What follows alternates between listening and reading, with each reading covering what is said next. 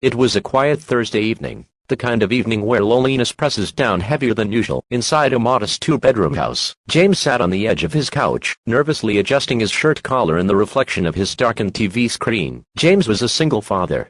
At 38, life had weathered him in ways he never expected.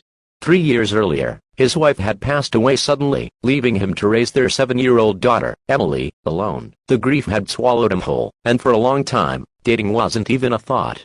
His life was work, home, and Emily, nothing more. But tonight was different.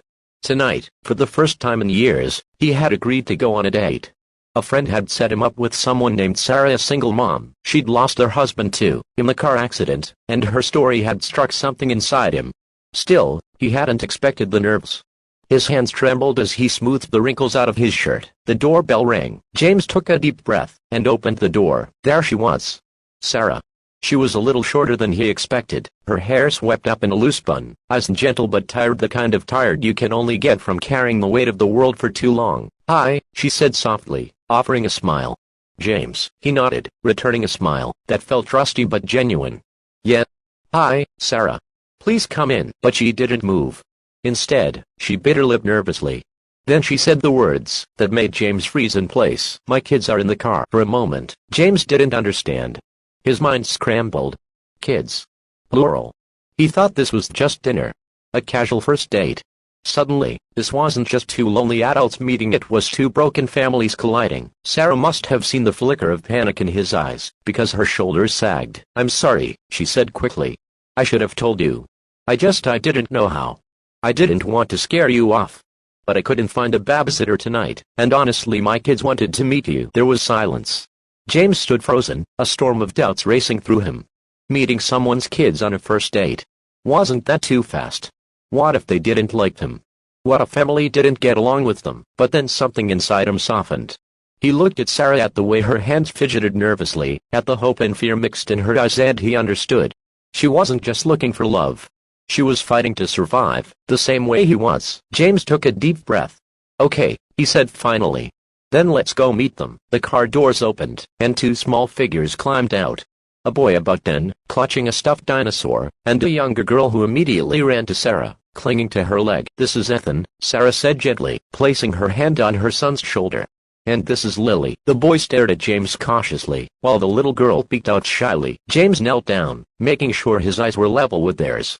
"Hey there," he said softly. "I'm James. And I've got someone inside who's been dying to meet new friends. My daughter, Emily. She loves dinosaurs too, by the way." For the first time that night, Ethan's face lit up. Within minutes, Emily was in the living room showing off her dinosaur toys to Ethan, while Lily curled up against Sarah on the couch. James watched it all unfold like a miracle he didn't dare hope for. The awkwardness melted, replaced by laughter and shy smiles. As the kids played, James and Sarah finally sat together. Their conversation wasn't polished or romantic, it was raw. They talked about sleepless nights, about bills, about grief that never really went away.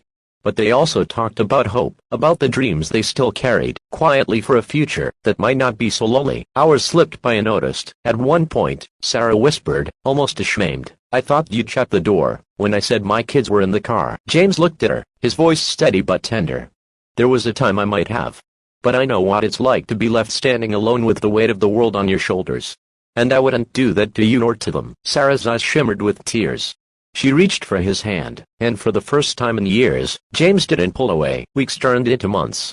What began as one nervous night on a doorstep became shared dinners, family outings, and quiet evenings, where kids fell asleep on the couch, while two parents found themselves laughing again. There were challenges, of course, moments of doubt, of kids arguing, of adults wondering if they were moving too fast. But there was also something stronger than the fear. Kindness, a kindness that healed, that stitched together broken pieces into something whole. One evening, months later, as the kids played in the backyard, Sarah leaned against James and whispered, "Do you ever think maybe our kids were the ones who set us up? Not our friends?" James chuckled softly. "Maybe they knew what we needed before we did." And in that moment, he realized sometimes love doesn't come in the way you expect. Sometimes, it shows up with nervous smiles, messy living rooms, and kids waiting in the car. But when you open the door, when you let